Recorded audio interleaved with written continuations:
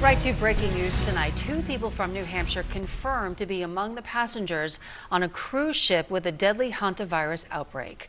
Thanks for joining us here at 6. I'm Jennifer Vaughn. And I'm Steve Botari. Both of those people are under quarantine tonight.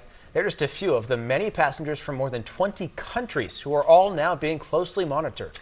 The number of confirmed or probable cases of hantavirus from that ship now up to 11.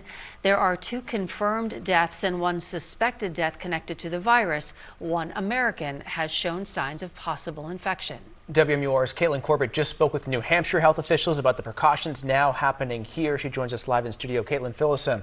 Yeah, Steve and Jen, I spoke with Dr. Ben Chan at the New Hampshire Department of Health and Human Services. He says right now they're still working to determine if these 2 people live in New Hampshire full time and if they'll be returning here. Dr. Chan says information, obviously they don't have much of it. He said as far as the DHHS is aware, these 2 people are in Nebraska undergoing evaluation, though 2 people were also sent to Georgia.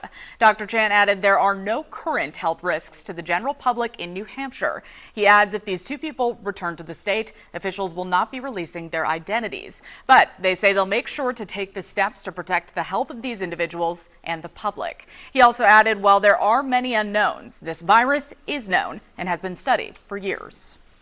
These are not viruses that we have routinely detected here in New Hampshire, New Hampshire residents. We're not aware of these viruses, in our rodent populations. And so these sporadic detections that pop up in some of the Northeast states, particularly New Hampshire, are likely going to be travel related. Dr. Chan also added the state had 1 death due to hantavirus in New Hampshire back in 2019, but that was connected to travel. Again, there are no current health risks to the general public in New Hampshire. In studio, Caitlin Corbett, WMUR News 9. Caitlin, thank you. I want to show you this. The official alert sent to hospitals and other healthcare providers in New Hampshire. State officials say they are working to make sure providers will be able to do proper testing in case anyone develops potential signs of hantavirus. Here's the thing, the incubation period here. They say symptoms can take up to 42 days from exposure to appear and can include fever, fatigue, muscle aches, things that could be easily confused with other conditions like the flu. Now, as Caitlin mentioned, the state believes the granite from the MV Hondias were taken to a quarantine facility that's in Omaha, Nebraska. We also know at least 2 passengers are currently being quarantined in Atlanta as well. I want to show you a video from inside that Nebraska facility. This is the only federally funded quarantine unit anywhere in the country. It's designed to hold a large group of people, think maybe passengers from a ship in this case or a plane in other instances.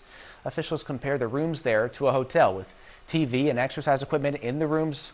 Personal visits are not allowed, but people are able to make video calls. There's what one of those rooms looks like. Now you can stay with WMUR on air and online for all the developments in this story, and be sure to tune into World News at 6:30.